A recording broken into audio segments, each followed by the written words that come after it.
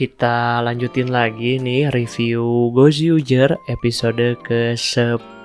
Pertama kita bahas dulu nih, yaitu Sumino dan Kinjiro yang melawan Showa Noan. Kisah di episode kali ini memang cukup berfokus pada karakter Sumino dan Kinjiro. Diawali dengan Kinjiro yang secara tidak sengaja bertemu Sumino yang sedang bekerja part-time di sebuah toko bento. Ternyata Sumino harus bekerja 2 pekerjaan karena menjadi detektif swasta saja tidak cukup untuk menghidupi keluarganya. Kinjiro memuji semangat Showa dari Sumino yang ternyata memang akan relevan dengan cerita utama di episode kali ini. Tiba-tiba musuh baru muncul, yaitu Showa Noan yang ingin mengajarkan kembali nilai-nilai era Showa ke dunia modern. Ia bahkan mengubah sebagian kota Tokyo menjadi tampilan zaman Showa. Sumino awalnya cukup excited ingin berfokus dengan suasana jadul itu, tapi ia sadar bahwa tanpa smartphone semuanya terasa tidak praktis. Ketika Sumino meminta smartphone-nya kembali, Showa Noan malah mengajaknya merasakan kehangatan era Showa, bahkan sambil melakukan aksi klasik yaitu Chabudai Gaeshi, di mana itu adalah kayak membalikan meja gitulah ya. Tidak mau kalah di sini seorang kakek yang jadi muda lagi, yaitu Kinjiro menantang Showa Noan dalam duel ala zaman dulu, mulai dari main menko, belajar bahasa Inggris sambil tidur hingga go-go dance.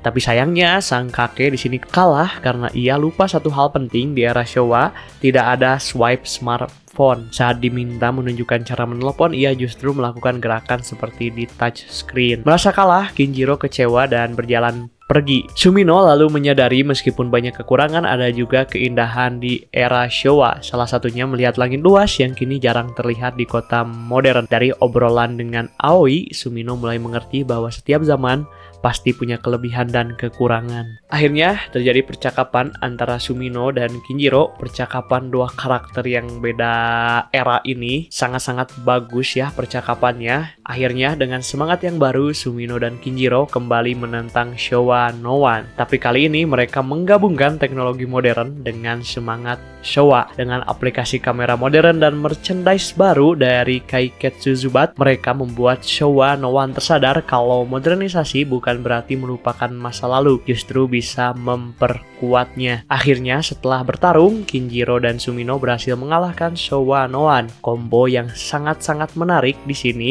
antara unicorn dan juga elang. Pertarungannya juga dibuat sangat baik. Sumino di sini berperan sebagai tameng dan Kinjiro sebagai finisher. Akhirnya Showa Noan kalah dan Kinjiro di sini menyelamatkan korban yang sebelumnya dirasuki. Sebuah hubungan yang sangat-sangat manis dan lucu, penuh nostalgia dan pembelajaran juga nih dari Kinjiro dan juga Sumino. Senang banget ngelihat hubungan mereka berdua di episode kali ini, walau memang tetap ada nyimengnya, tapi makna yang dihadirkan atau pesan yang ingin disampaikan oleh penulis di sini benar-benar bagus. Kita lanjut lagi nih ke pembahasan kedua kita, yaitu soal Ryugi dan Hoeru. Di sisi lain, Ryugi dan Hoeru juga bergerak. Mereka mencoba mencari akses ke dunia paralel No One World, di mana tempat para musuh bersembunyi. Di sini tujuan dari Ryugi dan Hoeru adalah jelas. Mereka ingin kembali mengambil Osai. Hoeru menjelaskan bahwa dua dunia itu bisa terhubung lewat simbol berbentuk lingkaran. Saat mereka mencari, tiba-tiba Boket muncul dari portal berbentuk lingkaran. Bukannya membantu, tentu saja Boket di sini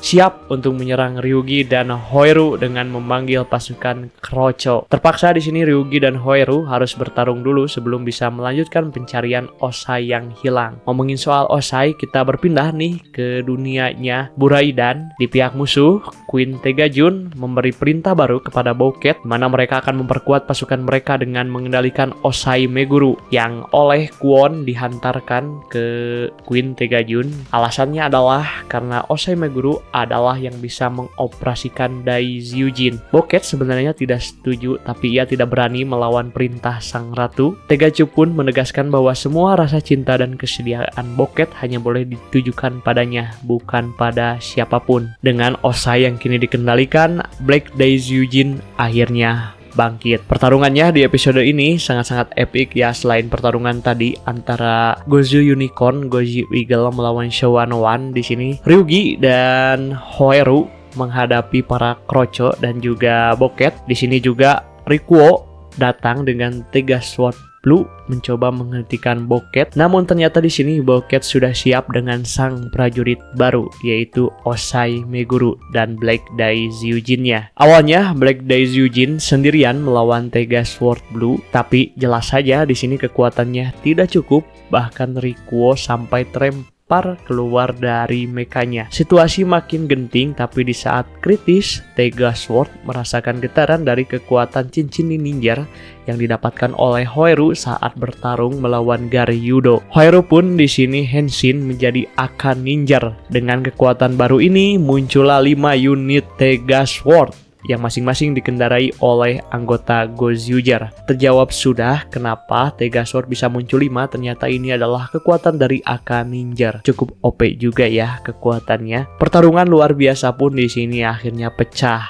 Black Dai Zyujin melawan kelima Tega Sword. Pertarungannya rusuh banget, tapi jelas saja pertarungan robot di Gozyuger ini selalu menampilkan sinematografi yang keren. Kelima Tega Sword pun menyerang Black Dai Zyujin secara bergantian dengan kombinasi serangan masing-masing. Finishingnya di sini adalah Wolf Decalibur finish dari Hoiru yang akhirnya berhasil menjatuhkan Black Dai Zyujin. Dengan kekalahan itu, Osai Meguru berhasil diselamatkan dari pengaruh jahat walaupun tidak banyak mengingat apa yang terjadi. Osai mengaku bisa merasakan kehangatan dan dukungan dari teman-teman bahkan saat dalam kegelapan. Ia merasa sebagai mentor mempercayakan harapannya kepada Gozyuger. Ini momen yang cukup lumayan manis juga nih bagi Osai, dimana Gozyuger tahu arti sebuah tim, tahu bahwasannya mereka adalah tim berkat Osai Meguru juga ya. Jadi ketika Osai kembali nih dan bertemu dengan para member Gozyuger, cukup hangat rasanya, meskipun memang pertarungan Black Dai Zyujin harusnya bisa lebih panjang lagi, dan juga hubungan antara Osai dan Gozyuger harusnya masih bisa dibanyakin lagi ya, karena